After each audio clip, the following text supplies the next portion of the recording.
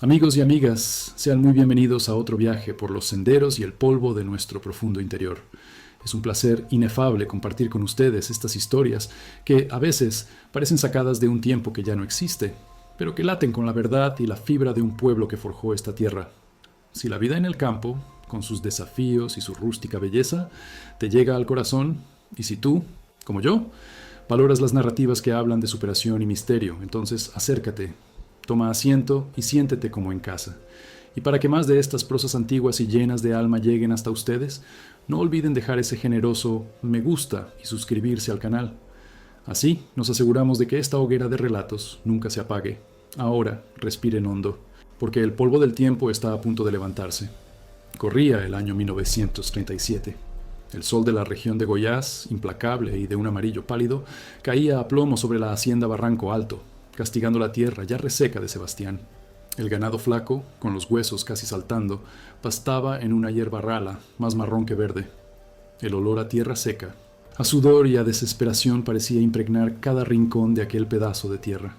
Sebastián, con sus 47 años, cargaba el peso de aquel escenario no solo en la espalda encorvada y en las manos callosas, sino en cada arruga que surcaba su rostro curtido por el sol. Sus ojos, de un castaño profundo, eran la ventana a un alma exhausta pero terca, que se negaba a rendirse. Desde el abuelo, aquella tierra había sido suya. Ahora la veía menguar, día tras día, bajo el yugo de una sequía inclemente que parecía no tener fin. La vida de Sebastián era un ciclo ininterrumpido de trabajo y preocupación. Despertaba con el canto de los gallos, antes incluso de que el sol osara aparecer en el horizonte, y solo se recogía cuando la oscuridad engullía las últimas estrellas. Cada mañana era una batalla contra la naturaleza, contra los acreedores de la ciudad, contra la propia duda que, a veces, susurraba en su mente cansada. Su esperanza, la última, reposaba en un granero robusto, de madera oscura y tejado de paja, erigido con el sudor de 3 generaciones. Allí dentro, como un tesoro guardado bajo 7 llaves, estaba la cosecha de aquel año. Sacos y más sacos de maíz, frijol y arroz, fruto de un esfuerzo sobrehumano para arrancar de la tierra lo poco que ella aún podía dar. Era lo que le quedaba para saldar las deudas con el coronel Eurico, el hombre más poderoso y cruel de la región, y garantizar el sustento de su mujer, María, y de los 3 hijos pequeños, a quienes amaba con la misma intensidad con que amaba su tierra. En aquella noche bochornosa, el viento cálido soplaba desde la zona del monte, trayendo consigo el olor a maleza seca. Sebastián estaba sentado en el porche de su pequeña casa de adobe, fumando un cigarro de hoja amargo, observando las estrellas que salpicaban el terciopelo negro del cielo. María ya dormía, exhausta, y los niños roncaban en sus catres. Un silencio pesado cubría la hacienda, roto solo por el croar distante de los sapos y por el grillo insistente que parecía entonar una melodía lúgubre. De repente, un brillo extraño, anaranjado, llamó su atención. Venía de la dirección del granero.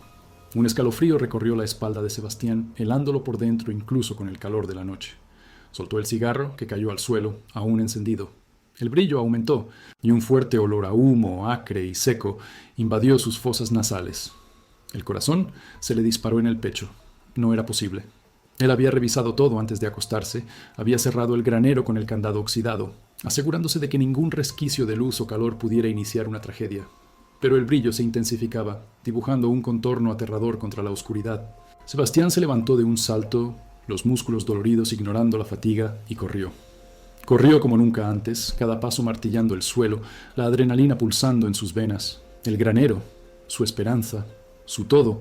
Al acercarse, el brillo se transformó en llamaradas voraces, que ya lamían las paredes de madera, crepitando y chasqueando con una furia salvaje. El humo, negro y denso, subía en espirales monstruosas, engullendo la luz de la luna y tiñendo el cielo de un tono siniestro de rojo y naranja. «¡No!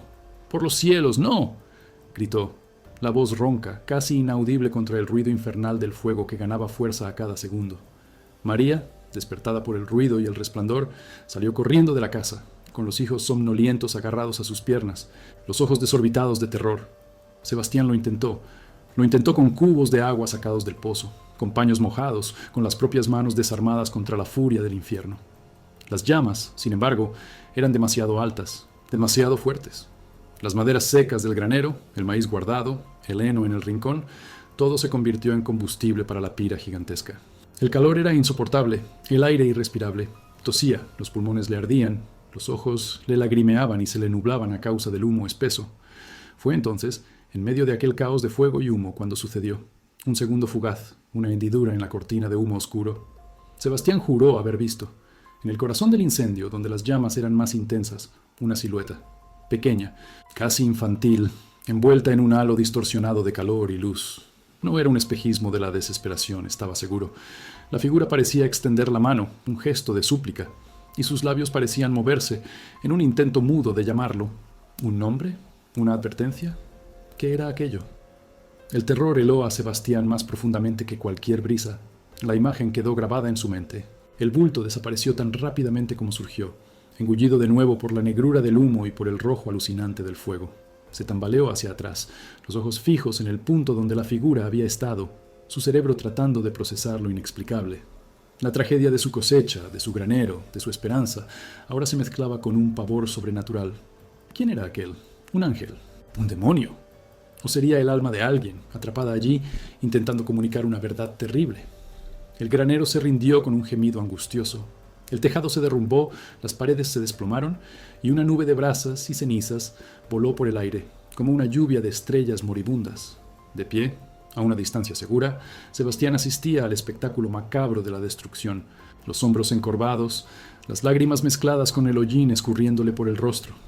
El olor a maíz quemado, antes un aroma de sustento, ahora era el olor amargo de la ruina.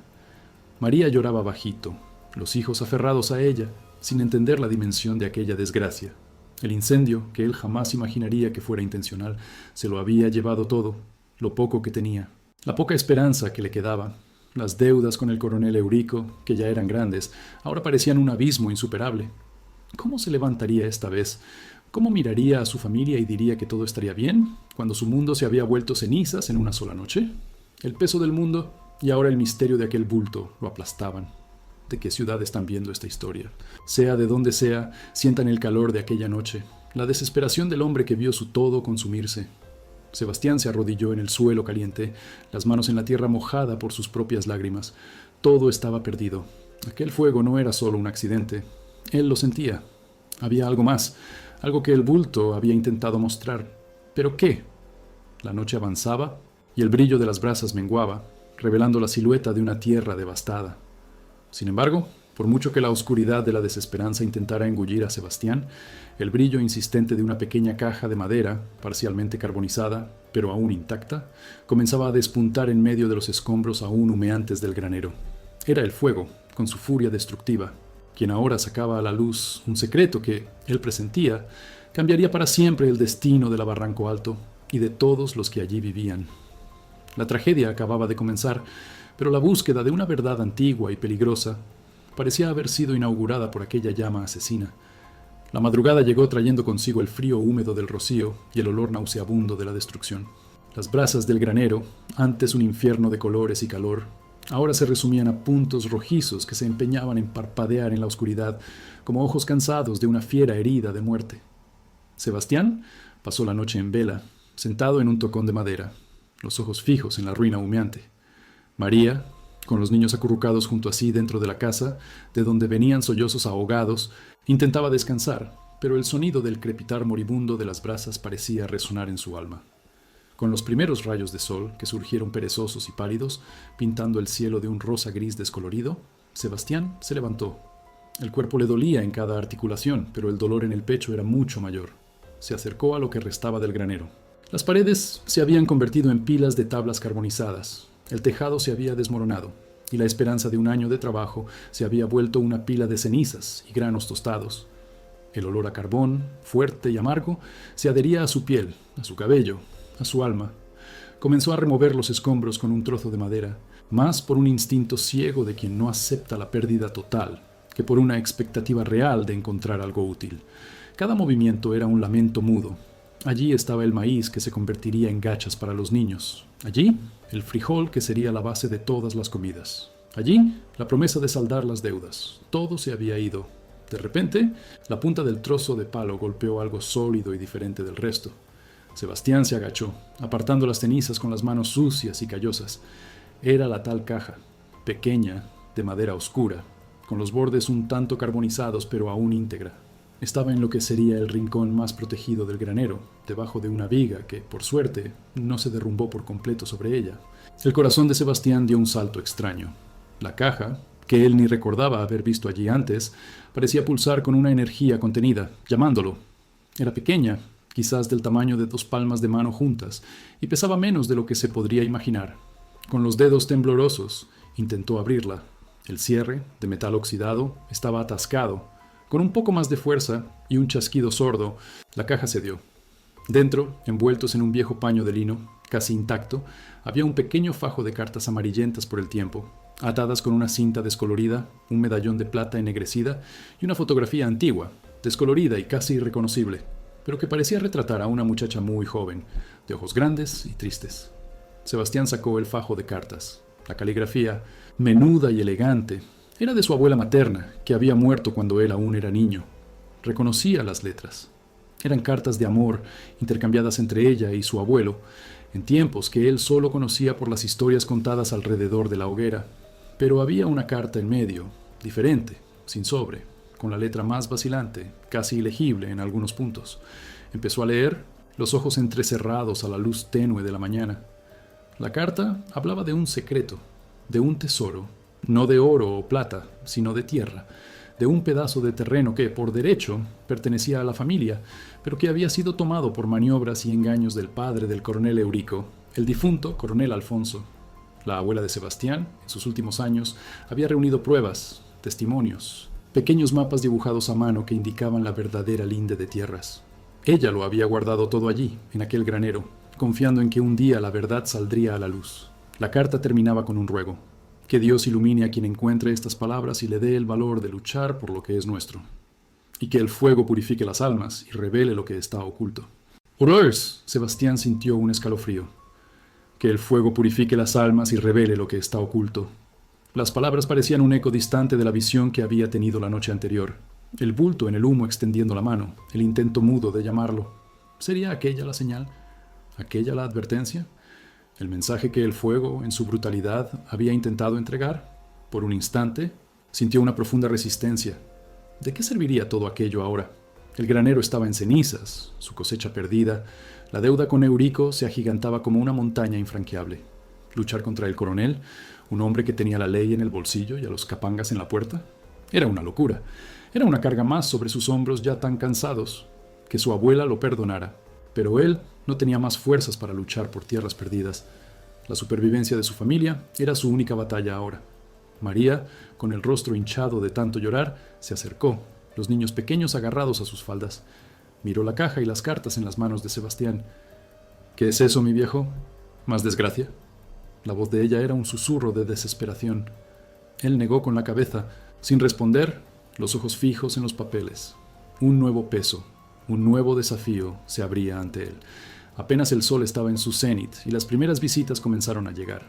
No eran solo vecinos solidarios, sino también curiosos, con sus miradas penetrantes y sus preguntas veladas. Primero, don Joaquín, el vecino más cercano, un hombre bueno, pero dado a los chismes. Trajo una cafetera y algunos bollos de queso, pero sus ojos escudriñaban los escombros con una intensidad que iba más allá de la compasión. ¡Qué desgracia, Sebastián! Que Dios te ayude. Pero, ¿cómo se incendió? ¿Así, de repente? La pregunta, suavemente formulada, conllevaba un juicio implícito. No sé, Joaquín, no sé. Debe haber sido algún descuido, alguna brasa mal apagada de un cigarro viejo que tiré. Sebastián intentó justificarse, pero la voz le sonaba vacía hasta a él mismo. Él no había tirado ningún cigarro viejo. Él era cuidadoso. Refunfuñó Joaquín, no convencido. Fuego en un granero, así de la nada. Es algo que no se ve todos los días. En poco tiempo la hacienda empezó a llenarse de gente. Las mujeres ofrecían ayuda para limpiar la casa. Los hombres ofrecían sus manos para intentar recoger lo que se pudiera. Pero las miradas, las miradas. Cada par de ojos que encontraba los suyos parecía llevar una pregunta. ¿Será que Sebastián hizo esto? ¿Para no pagar al coronel? ¿O será un castigo del cielo? El cuchicheo empezó a correr libremente.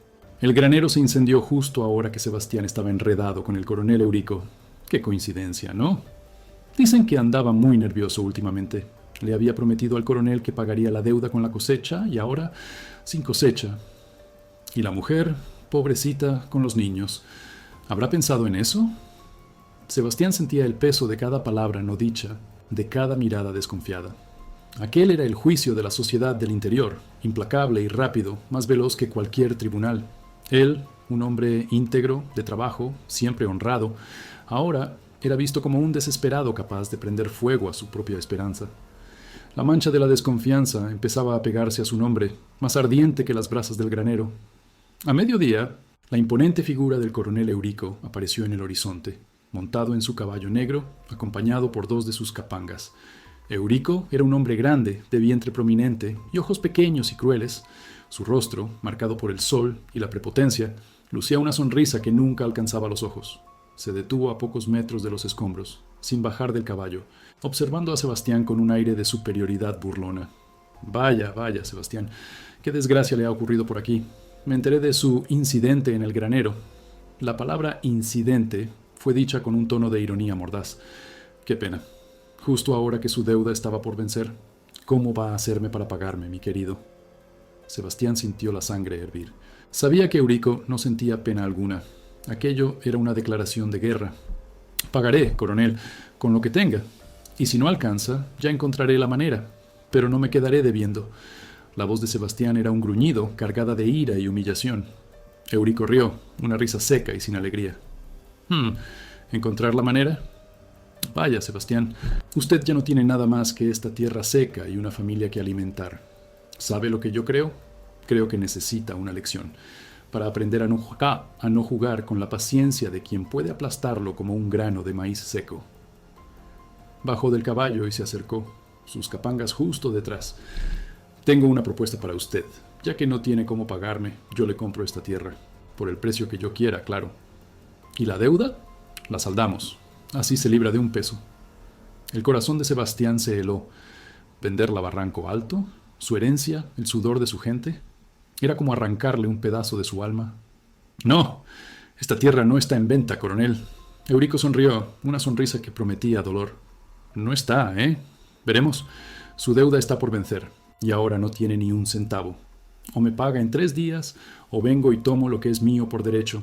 Y usted tendrá que arreglárselas con esa mujer suya y esos hijos suyos en la calle. Piénselo bien, Sebastián.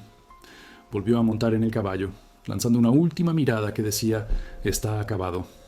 Mientras Eurico y sus capangas se alejaban, la sombra del coronel parecía cubrir toda la hacienda, aplastando la poca esperanza que aún respiraba. Los vecinos se dispersaron, los cuchicheos más altos ahora. La noticia de la amenaza de Eurico se extendería como fuego en la hierba seca. Sebastián estaba de nuevo solo en medio de las cenizas. La humillación, la ira, el dolor, todo se mezclaba en un torbellino, pero había una punta de fuego diferente en su pecho ahora.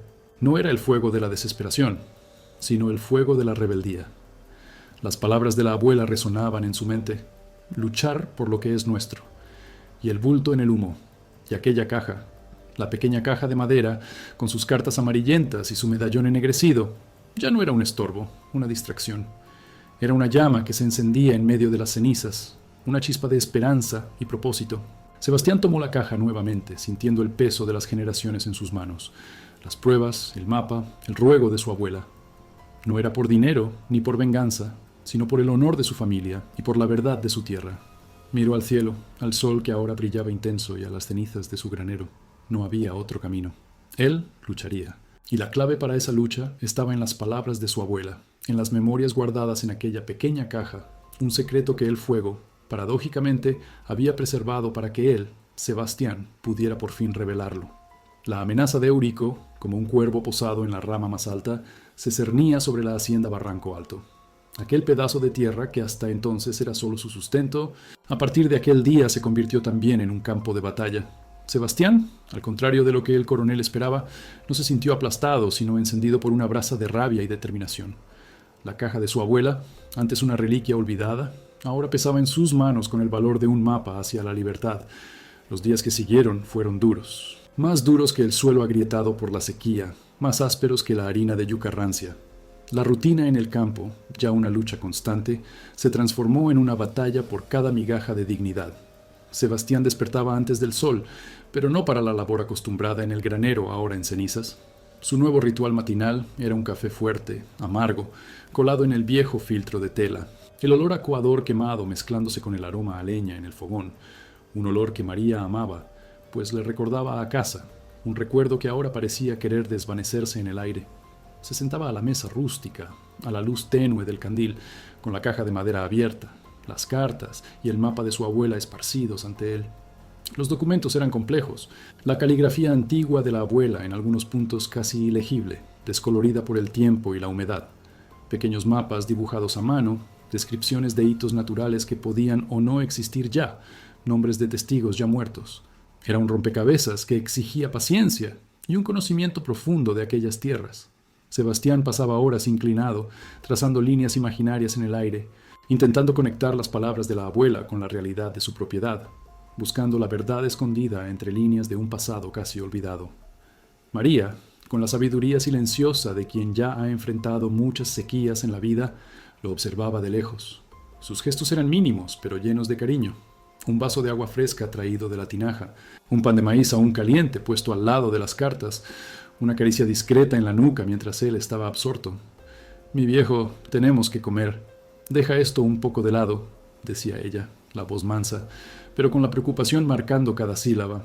Ella sabía que la caja era importante, sentía el peso del secreto, pero el hambre inmediata de los hijos apremiaba. Los pequeños, Juan, de 5 años, y las mellizas Ana y Clara, de 3, corrían descalzos por el patio, ajenos a la dimensión de la desgracia que se había abatido sobre la familia. Sus risas, puras y despreocupadas, eran los únicos sonidos de alegría en la Barranco Alto, un contraste doloroso con el silencio pesado de los adultos. Sebastián a veces dejaba las cartas, tomaba a una de las mellizas en brazos, apretándola contra el pecho, sentía el olor a niño limpio, a jabón de ceniza, y se prometía a sí mismo, en silencio, que haría lo que fuera necesario para proteger aquellas vidas. La ausencia del granero, además de representar la pérdida de la cosecha, desorganizaba toda la rutina. El maíz para las gallinas, el heno para el poco ganado que quedaba, todo tenía que ser improvisado. Sebastián, antes de inclinarse sobre las cartas, salía al campo, intentando cazar alguna cosa pequeña, un armadillo, un lagarto, para complementar la escasa alimentación. La sequía continuaba implacable, el suelo árido parecía burlarse de sus esfuerzos. El sonido de la lluvia, tan esperado y tan necesario, era solo un espejismo en sus sueños más profundos, reemplazado por el arrastre insistente del viento seco que levantaba polvo rojizo. El chismorreo del pueblo, como un río de lodo, seguía desbordándose. No pasaba un día sin que alguien trajera una nueva versión del incendio. Dicen que Sebastián lo prendió, para no pagar al coronel. Pero él siempre ha sido un hombre de bien. Sí, pero la desesperación hace que uno haga cada cosa, ¿no? Las palabras, susurradas en las pulperías, en las misas dominicales, llegaban a los oídos de Sebastián y María como picaduras de aguijón. Una tarde, doña Juana, la comadre de María, vino de visita, trayendo una cesta de guayabas. Sus ojos, antes llenos de cariño, ahora llevaban una mezcla de lástima y desconfianza. Amiga mía, qué tristeza todo esto. Y la gente habla tanto en el pueblo, ¿vio? Dicen que el coronel Eurico está enojado, que no lo va a dejar pasar. Y hay gente que jura que vio humo en el granero antes de que se incendiara solo. Su voz era baja, pero cada palabra era un puñal. María, que siempre había sido paciente y cordial, sintió cómo se le encendía el rostro. Pero Juana, ¿desde cuándo mi Sebastián sería capaz de algo así? Él no es de trampas. El fuego fue una desgracia, un castigo de Dios. Doña Juana se encogió de hombros. No soy yo la que lo dice, hija. Es la gente. Pero si Dios quiere, todo se aclarará. El coronel les va a quitar la tierra, eso sí. Él tiene el poder en la mano, y quien tiene poder, tiene la razón. Las palabras de doña Juana, pronunciadas con una mezcla de pena y crueldad, hirieron profundamente a María. Ella sabía que el prejuicio de la pobreza, aliado a la furia del coronel, creaba una narrativa casi imposible de desarticular. Sebastián, escuchando desde dentro de la casa, sintió la indignación crecer. No era solo su reputación, sino la de su familia, la de sus hijos, lo que estaba siendo manchado. Por la noche, acostados en el catre, el silencio de la hacienda solo se rompía por el croar distante de los sapos y por el viento que gemía en las rendijas de la ventana. María se volvió hacia Sebastián, la voz casi un susurro. «Mi viejo, ¿vamos a soportar esto? La gente ya nos mira de otra manera. Y el coronel, él no se rendirá».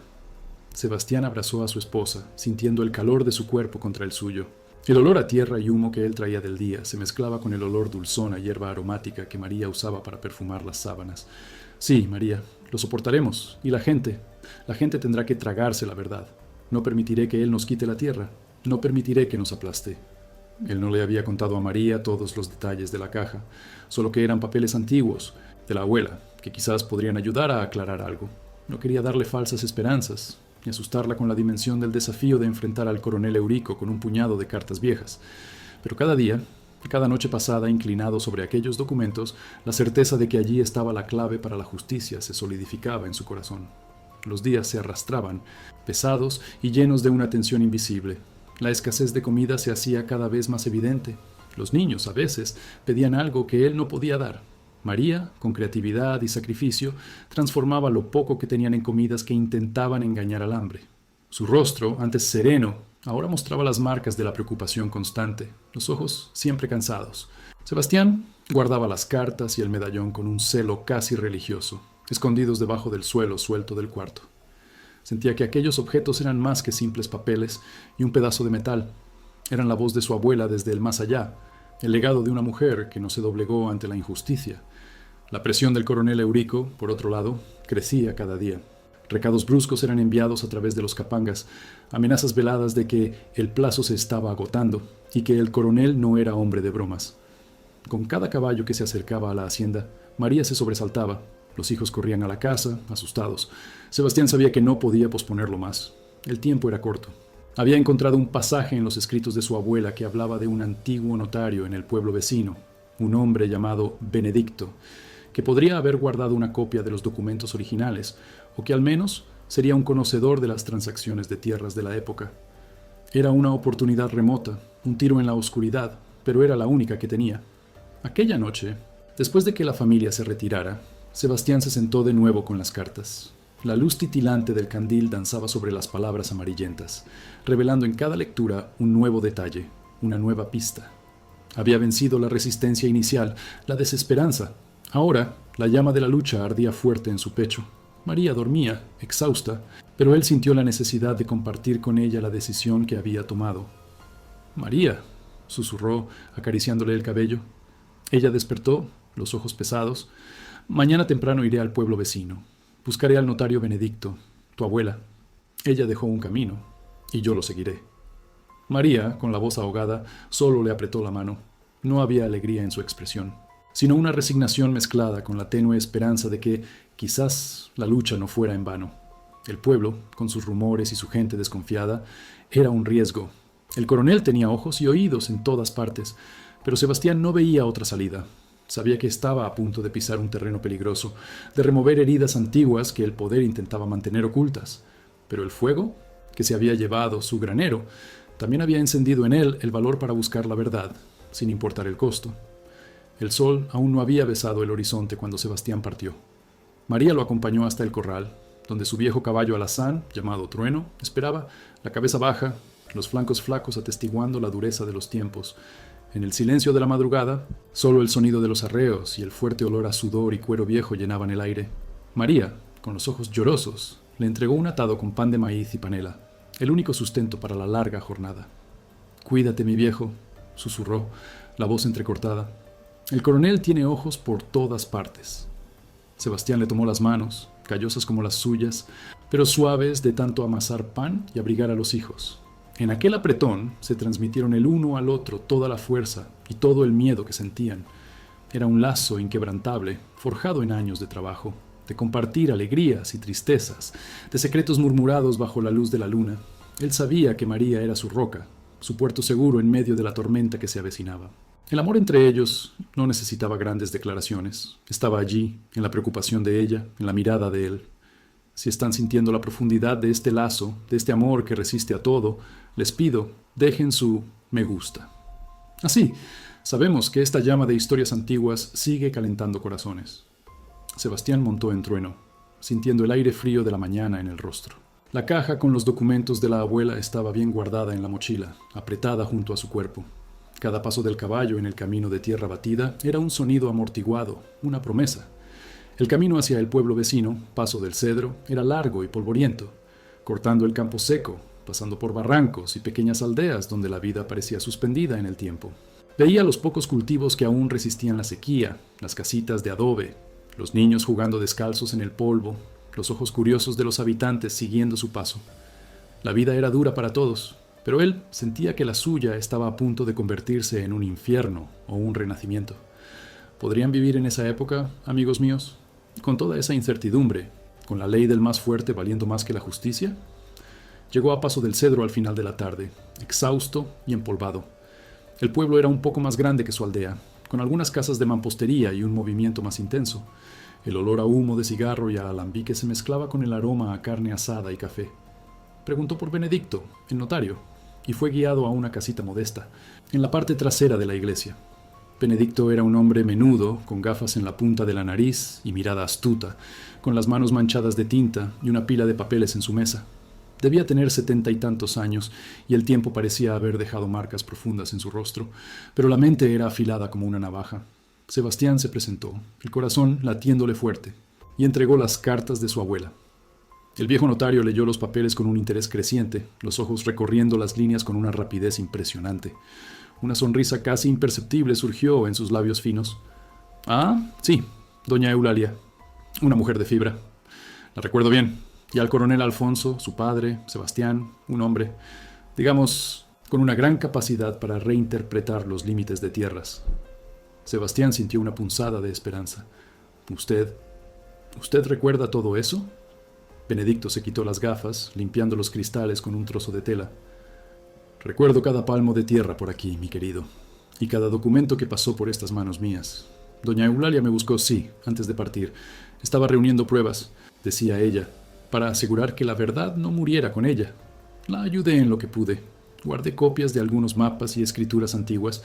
Sabía que un día alguien vendría en busca de la justicia. Aquellas palabras sonaron como música en los oídos de Sebastián.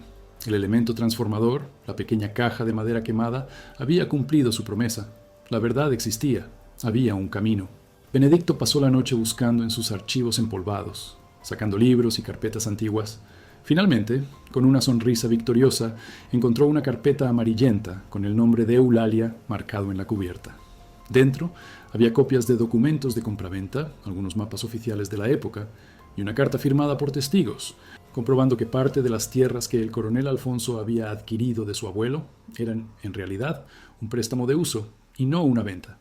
Y lo más importante, había un documento firmado, con sello oficial, de un acuerdo que definía la verdadera linde, aquel mismo pedazo de tierra donde estaba el granero y la mayor parte del cultivo de Sebastián. El documento probaba que la Barranco Alto era más grande de lo que el coronel Eurico y su padre, Alfonso, alegaban, y que Sebastián en realidad estaba debiendo mucho menos de lo que el coronel quería hacer parecer. Al contrario, el coronel era quien le debía años de alquileres y uso indebido de las tierras. La revelación fue un torbellino de emociones para Sebastián. Alivio, furia, alegría, miedo. Las lágrimas le corrían por el rostro, lavando el polvo y el cansancio. La justicia, al final, no estaba perdida. Esto lo cambia todo, señor Benedicto, dijo, la voz entrecortada. Cambia sí, mi querido, pero no piense que será fácil. El coronel Eurico no es su padre, pero heredó la misma astucia y la misma crueldad. No aceptará esto sin luchar, pero ahora usted tiene las armas. Sebastián pasó la noche allí mismo, en la casa del notario, durmiendo en un catre improvisado. Soñó con el bulto en el granero, pero ahora la imagen no era de desesperación, sino de un gesto de victoria. La abuela, quizás, estaba allí, cuidándolo. Al día siguiente, con los documentos originales y las copias en mano, Sebastián montó en trueno para el camino de vuelta. El peso de la caja ahora era de esperanza, no de incertidumbre. Planeaba ir directamente al registro de la comarca para inscribir los documentos, y después enfrentar al coronel. La verdad estaba de su lado. Poco sabía él que el chismorreo, que corría más rápido que el viento, ya había llegado a oídos del coronel Eurico.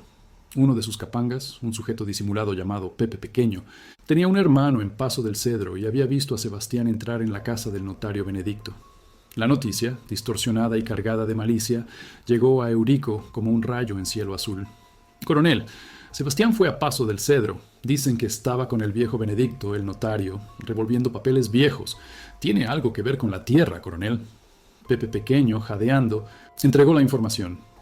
La cruel sonrisa de Eurico desapareció de su rostro, reemplazada por una arruga de odio. Sebastián estaba tramando algo. Revolver papeles viejos. No podía ser buena señal. Él sabía que las tierras de la Barranco Alto Por mucho que las considerara suyas, tenían una historia nebulosa, maniobras hechas por su padre que no eran exactamente transparentes. Un escalofrío le recorrió la espalda. Si Sebastián encontraba algo, su imperio de mentiras podría derrumbarse. ¡Maldito Sebastián! ¿Cree que puede desafiarme? Eurico golpeó con el puño la mesa de madera maciza. Pepe Pequeño, reúne a los otros capangas y ve a la casa de Benedicto. Quiero esos papeles en mis manos, y no dejen que Sebastián llegue al pueblo con nada. El corazón de Eurico latía fuerte. Necesitaba actuar rápido. Si los documentos llegaban al registro, sería el fin de su farsa.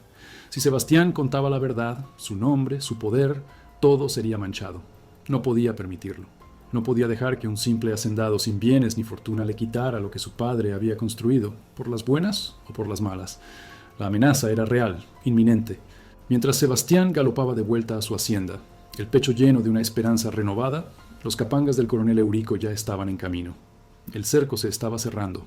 El fuego de la justicia que Sebastián intentaba encender estaba a punto de chocar con la furia ciega del poder y la avaricia. Todo iba a desmoronarse, y el futuro de la Barranco Alto y de su familia pendía de un hilo. El sol de la tarde, ya inclinado hacia el poniente, pintaba el cielo de tonos rojizos, un presagio, quizás, de la tormenta que se anunciaba. Sebastián, montado en Trueno, sentía el cansancio del camino, pero el ánimo era otro. Los documentos de la abuela, guardados con un celo casi sagrado dentro de la mochila, eran ahora su fortaleza. La verdad, él creía, sería su aliada más poderosa. Poco sabía él que, mientras alimentaba esa esperanza, la sombra de la crueldad se movía rápida en su dirección. El camino de tierra, antes vacío, ahora revelaba a lo lejos la silueta de 3 jinetes. A medida que se acercaban, el corazón de Sebastián se heló. Eran los capangas del coronel Eurico, liderados por Pepe Pequeño, a quien reconoció de inmediato. La expresión en los rostros de los hombres, antes de que se pronunciara cualquier palabra, ya anunciaba el peligro. No venían para una visita de cortesía. Sebastián tiró de las riendas de Trueno, deteniendo al caballo en medio del camino polvoriento. No tenía a dónde huir. Detrás de él, el camino vacío. Al frente, los 3 hombres de Eurico. Era el enfrentamiento que temía, pero que ahora, con los documentos en mano, se sentía un poco más preparado para afrontar. Vaya, vaya, Sebastián, ¿qué prisa es esa de volver a casa? El coronel Eurico te mandó un recado, dijo Pepe Pequeño, su sonrisa torcida revelando dientes amarillentos. Los otros 2 capangas, brutos de mirada vacía y cuchillos en la cintura, lo acompañaban en silencio, los caballos golpeando las patas en el suelo seco. ¿Qué recado es ese, Pepe Pequeño? Si es sobre las tierras, ya tengo mis respuestas, respondió Sebastián, la voz firme, aunque el sudor frío le escurría por la espalda. Intentaba demostrar confianza, ocultar el miedo que sentía. Pepe Pequeño rió, un sonido áspero. ¿Respuestas? El coronel no quiere saber de tus respuestas. Él quiere los papeles que anduviste recogiendo con el viejo Benedicto en Paso del Cedro. Ese notario chismoso ya nos lo contó todo. La voz de Pepe Pequeño se endureció. Así que, dame la mochila, sin chistes. Sebastián sintió cómo le subía la ira. Aquel hombre astuto ya lo sabía todo. El coronel no había perdido el tiempo. No tengo ningún papel, Pepe Pequeño. Estoy volviendo del pueblo. Solo eso. Intentó farolear, pero sabía que era inútil. Ah, ¿sí? Entonces veremos, dijo Pepe Pequeño, y con un gesto de cabeza, los otros 2 capangas se acercaron. Uno de ellos, un hombre alto y fuerte con un sombrero de ala ancha, agarró las riendas de Trueno. El otro, un sujeto flaco y cruel, bajó del caballo y se dirigió hacia Sebastián. «Baja de ahí, granjero de porquería. ¿O quieres que te den una paliza montado en tu burro viejo?», vociferó el flaco, la mano ya en el mango del cuchillo. Sebastián dudó un segundo. Él era un hombre de trabajo, no de peleas, pero la imagen de María y los hijos, el granero en cenizas, la esperanza recién encontrada con las cartas de la abuela, todo eso lo impulsó. No entregaría los documentos, no ahora que la verdad estaba tan cerca. Con un movimiento rápido, Sebastián sacó el machete que usaba para las faenas del campo, guardado en el estribo del caballo. La hoja brilló al sol poniente. «Nadie va a tocar mi mochila, ni a mí». El flaco retrocedió un paso, sorprendido por la reacción del granjero. «Miren al campesino mostrando los dientes. ¡Qué osadía!». Pepe Pequeño, que observaba desde lo alto de su caballo, hizo una señal. «¡Basta de juegos! ¡Cojan esa mochila de una vez!». Los 2 capangas avanzaron. El flaco con el cuchillo en mano y el brutamontes con las manos vacías pero con la fuerza de un toro. Sebastián, a pesar de la desventaja numérica y la falta de experiencia en peleas, intentó defenderse. Blandió el machete, más como una advertencia que con la intención de herir. El flaco, ágil, esquivó e intentó apuñalarlo en el brazo. Sebastián saltó de trueno, sintiendo un dolor agudo en el hombro donde la punta del cuchillo lo rozó, rasgándole la camisa y dejando un hilo de sangre. El brutamontes aprovechó la distracción y avanzó. Los dos cayeron al suelo, rodando en el polvo. Sebastián intentaba proteger la mochila, que estaba pegada a su espalda. El brutamontes era pesado, pero Sebastián, con la ira y la desesperación dándole fuerzas, logró zafarse por un instante. Se levantó, tambaleándose, el machete aún en mano. Pero eran 3 contra 1. Pepe Pequeño, viendo que la pelea estaba tardando más de lo esperado, bajó del caballo. «Se acabó el juego. Quítenle esa mochila de una vez». Los 3 rodearon a Sebastián. Él sabía que no tenía ninguna oportunidad. El flaco le dio una patada en las piernas. El brutamontes lo agarró por detrás, inmovilizándolo. Pepe Pequeño, con una sonrisa sádica, le arrancó la mochila de la espalda a Sebastián, que forcejeaba con todas sus fuerzas, pero era inútil. «No, no, por favor, no hagan eso», gritó Sebastián, la voz ahogada por el dolor y la impotencia. Pepe Pequeño abrió la mochila, sacó la caja de madera y de dentro de ella los documentos de la abuela y las copias del notario Benedicto. Los hojeó rápidamente, sus ojos maliciosos, reconociendo la importancia de lo que tenía en sus manos. «Encontramos el tesoro. El coronel estará feliz», dijo, riendo. Con un gesto cruel, Pepe Pequeño rasgó los papeles, uno por uno, sin ninguna ceremonia. El sonido del papel al desgarrarse resonó como un trueno en el alma de Sebastián. El mapa de la abuela, las cartas, los documentos del notario, todo se convirtió en pedazos minúsculos que el viento se llevaba por el camino. El suelo se cubrió de fragmentos de su esperanza. Sebastián sintió que las piernas le flaqueaban. Sus ojos, antes llenos de ira, ahora estaban vacíos, empañados por lágrimas de frustración. Su voz, cuando intentó hablar, era solo un gemido. «Desgraciados, no tenían derecho». Pepe Pequeño, con una sonrisa de triunfo, pateó a Sebastián, que ya estaba de rodillas, en el pecho. «El coronel tiene todos los derechos, granjero, y este es solo el comienzo de lo que le espera si intenta levantarse contra él. Considere esto una advertencia».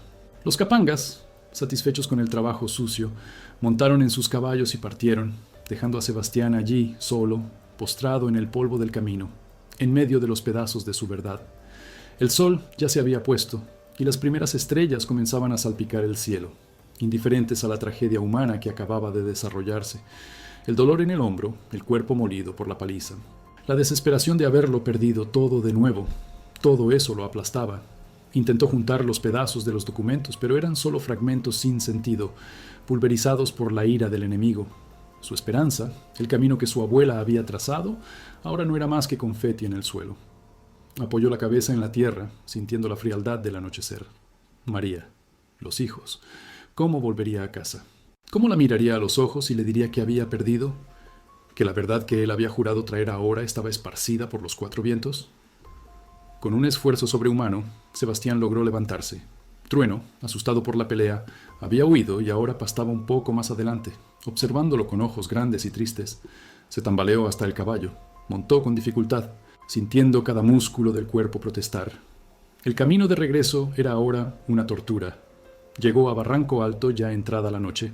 Las luces de la casa estaban encendidas, María y los hijos lo esperaban. El olor a café caliente venía de la cocina. Pero para Sebastián todo parecía terriblemente distante y real. Bajó del caballo, arrastrándose hasta la puerta. María, al verlo, soltó un grito de pavor. El rostro sucio de polvo y sangre, la camisa rasgada, la mirada vacía. «Dios mío, Sebastián, ¿qué te pasó?» Él no pudo hablar. La voz atrapada en la garganta, el llanto que no salía. Solo le entregó la mochila vacía y rasgada. María la abrió, la rebuscó, y al no encontrar nada entendió. La esperanza de Sebastián, la esperanza de la familia, había sido robada y destruida. Ella lo abrazó con fuerza, sus lágrimas mojando el rostro de él. Los hijos, curiosos y asustados, observaban la escena en silencio. Juan, el mayor, con los ojos grandes, preguntó: «Papá, ¿estás bien?» Sebastián no estaba bien, había perdido todo de nuevo. El granero, la cosecha y ahora la verdad de su abuela. La fuerza que lo impulsaba se desvanecía. El coronel Eurico había ganado. La mancha de la desconfianza que el pueblo había arrojado sobre él ahora parecía una condena definitiva. Sentía que estaba al borde del abismo. Poco sabía él que el golpe del coronel Eurico no terminaría allí. Mientras él se lamentaba, un último y cruel mensaje del coronel ya estaba en camino a su hacienda, entregado por un mensajero anónimo en la oscuridad de la noche. Era una carta, con el timbre del coronel, lacrada con cera roja. Dentro de ella, la orden de desalojo. 3 días. La Barranco Alto sería tomada, todo se desmoronaba, y el suelo bajo los pies de Sebastián parecía hundirse en un agujero oscuro y sin fin. La crisis apenas comenzaba y él, solo, parecía no tener más fuerzas para luchar.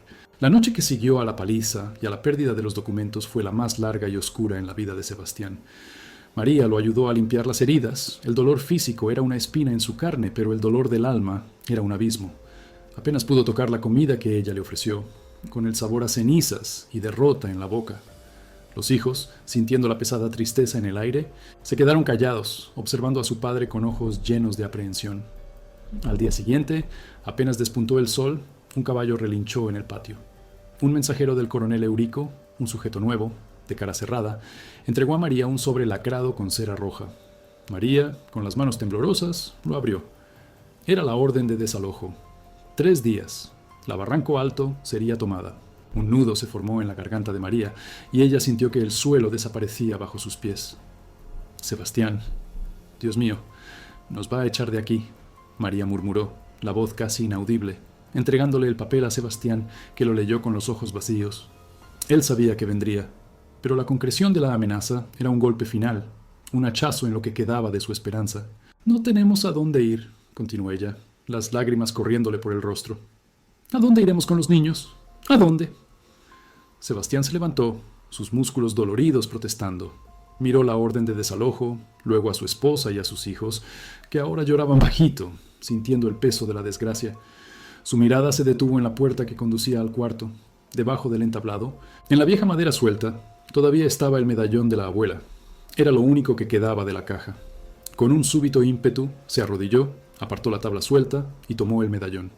Era una pieza sencilla de plata, con inscripciones casi borradas por el tiempo. Él siempre supo que había algo dentro, un compartimento secreto, pero nunca había logrado abrirlo. Ahora, con los dedos temblorosos, lo intentó de nuevo.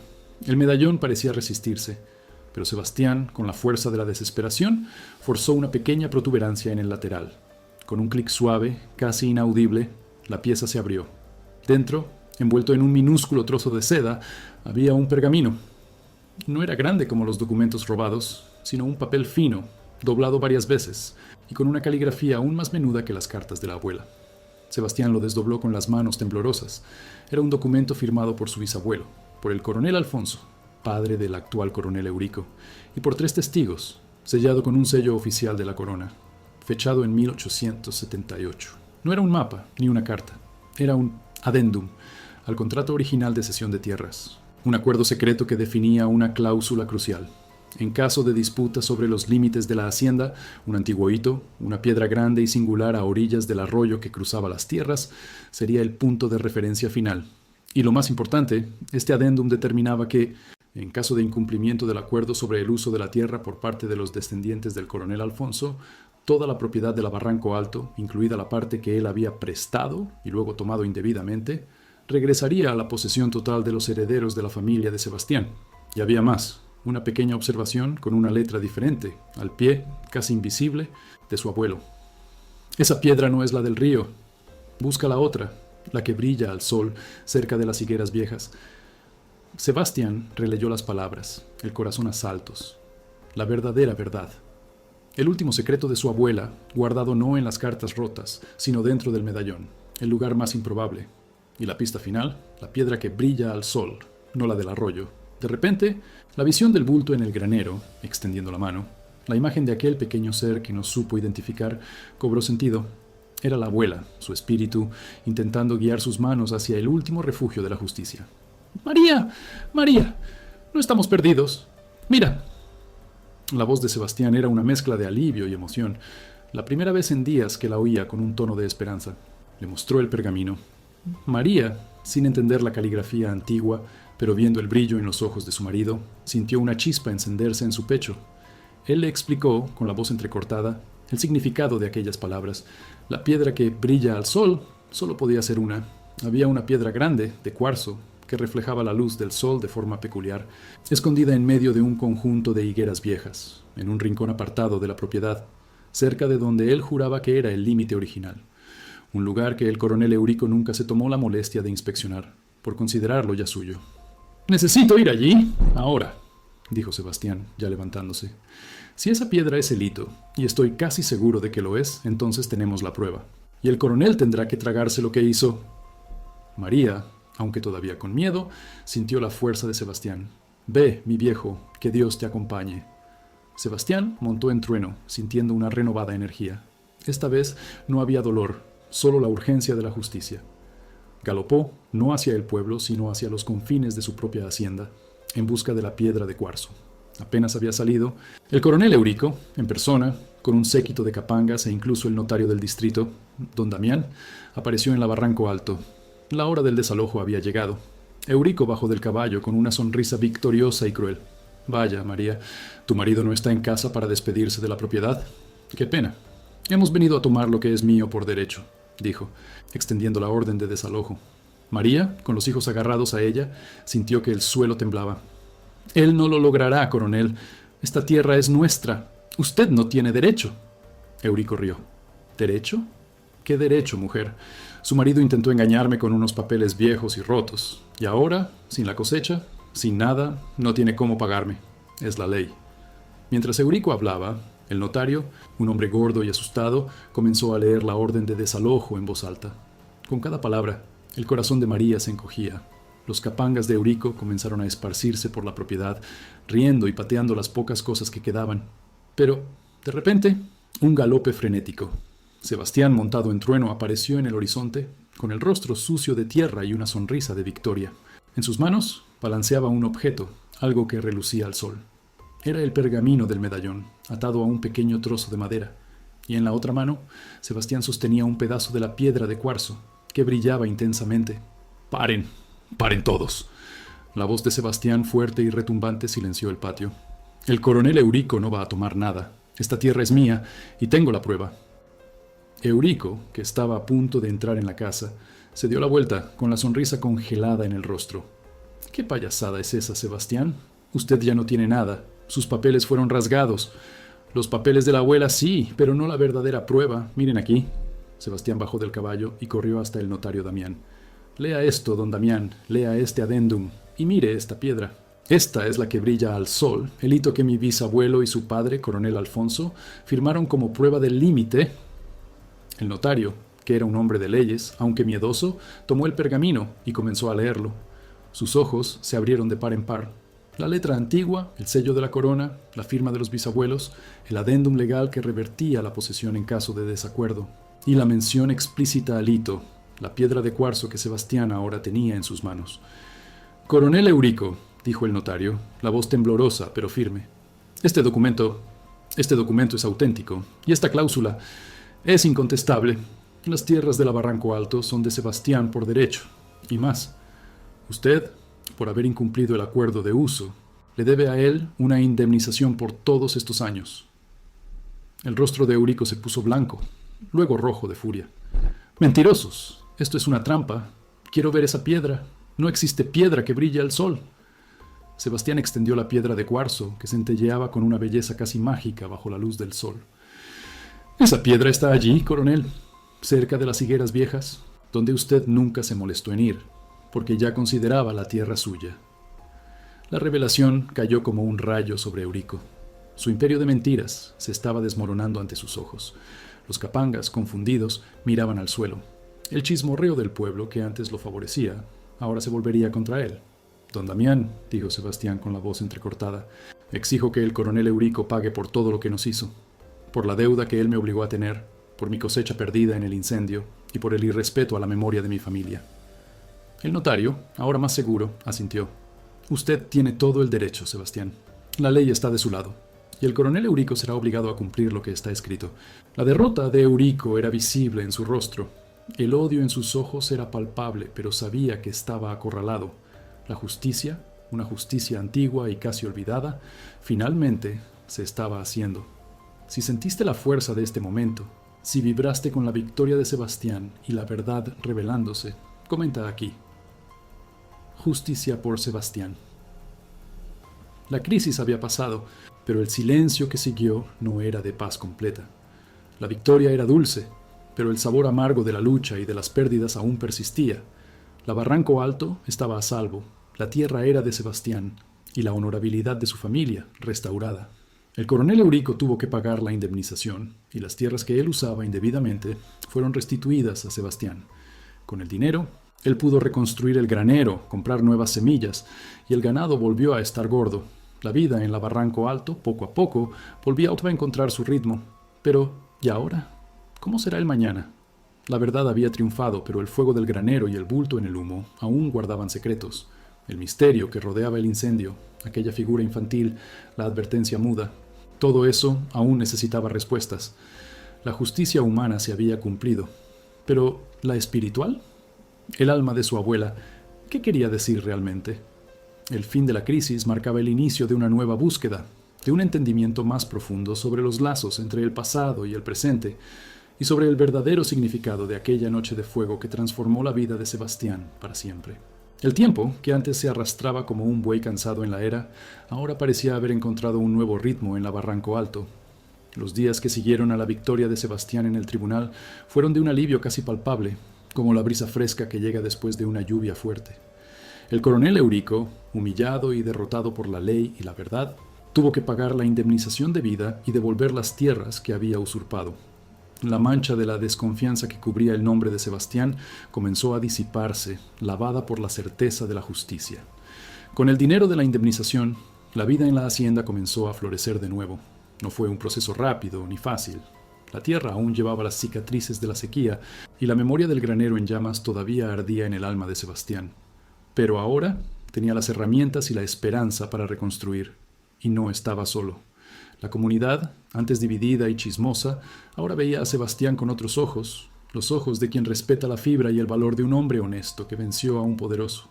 2 años pasaron desde aquella noche de fuego y revelaciones. La Barranco Alto renació de las cenizas, más fuerte y más vibrante.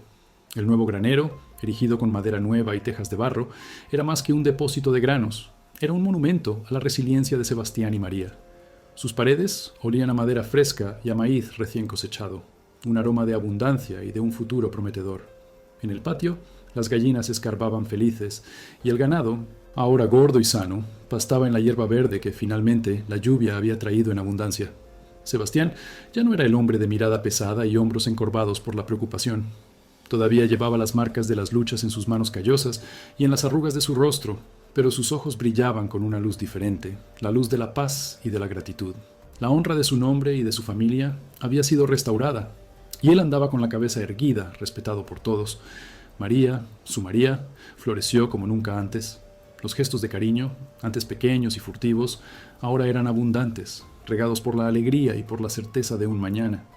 Ella veía la hacienda prosperar, los hijos creciendo fuertes y sanos, y en su vientre llevaba la promesa de una nueva vida. Una niña, que Sebastián ya soñaba con llamar Eulalia, en honor a la abuela que, desde el más allá, había garantizado la justicia. El olor a café colado en el paño, a pan de maíz asándose en el horno de leña, a hierba aromática en las sábanas, todo eso ahora se mezclaba con el aroma dulce de la esperanza. La primera gran cosecha después de la reconstrucción fue un espectáculo de abundancia. Los campos de maíz ondulaban en oro bajo el sol de la región de Goiás, y las matas de frijol, cargadas, parecían querer explotar de vida. La comunidad entera vino a ayudar en la cosecha, en una celebración que era también un reconocimiento. Hombres y mujeres cantaban y reían, los cestos se llenaban, y el sudor que escurría no era de desesperación, sino de alegría y trabajo en conjunto. Era la tierra, por fin, bendiciendo la persistencia de Sebastián. Durante la labor, Sebastián se sorprendió mirando las llamas de la hoguera encendida para quemar el resto del maíz quemado del pasado. Pensó en el granero en llamas, en el bulto en el humo que lo llamaba. El misterio de aquella figura, pequeña, casi infantil, todavía lo acompañaba, pero ya no con pavor. Ahora él entendía. No era un fantasma, ni una maldición.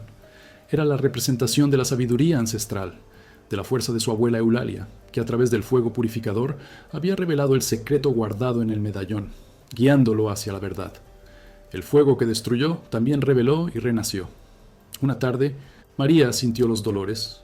Las vecinas vinieron corriendo, y en la casita de adobe, bajo el techo que un día fuera amenazado, nació la pequeña Eulalia. Vino al mundo con un llanto fuerte y los ojos abiertos, de un castaño profundo que recordaban los de Sebastián y, extrañamente, los de la fotografía amarillenta de su abuela. La vida nueva que llegaba era el símbolo más poderoso de que la tormenta había pasado. y que la Barranco Alto tenía un futuro brillante por delante. Sebastián sostuvo a su hija recién nacida en brazos, sintiendo la suavidad de su piel, el olor a leche y vida. Miró a María, exhausta pero sonriente, y luego a los otros hijos, que se aglomeraban curiosos alrededor del nuevo miembro de la familia. Aquel era el verdadero tesoro, la verdadera herencia, su familia, su tierra, su honor. Él comprendió que la vida en el campo era así, hecha de ciclos, de sequías y lluvias, de pérdidas y renacimientos, de lágrimas y risas, pero que, en el fondo de todo, lo que prevalecía era la fe, la perseverancia y el amor. El misterio del bulto se transformó en un recuerdo de guía, un recordatorio de que las raíces de la familia eran profundas y que la justicia, por más que tardara, siempre encontraba su camino. Y así, mis queridos amigos y amigas, la historia de Sebastián y de la Barranco Alto llega a su fin, pero el mensaje que lleva resuena más allá de las fronteras del tiempo y del espacio. Es un mensaje de esperanza para todos nosotros, que enfrentamos nuestras propias sequías y nuestros propios fuegos en la vida, que la fe en nuestros valores, la fuerza de nuestra familia y el valor de luchar por la verdad nos guíen siempre, como la abuela de Sebastián guió a su nieto. Si esta jornada por las tierras de Goiás, entre el olor a tierra mojada y el humo de la superación, tocó tu corazón, y si la historia de Sebastián te inspiró a nunca rendirte, te invito a formar parte de nuestra comunidad. Deja tu me gusta, para que más personas puedan conocer la fibra de este pueblo. Suscríbete al canal para no perderte ninguna de nuestras próximas historias y comparte este video con quien necesite un poco de fe y esperanza hoy. La vida, mis amigos, es un río que corre y aún en las mayores crecidas siempre encontramos una orilla alta donde apoyarnos. Que la paz y la esperanza estén siempre con ustedes. Un fuerte abrazo y hasta la próxima historia.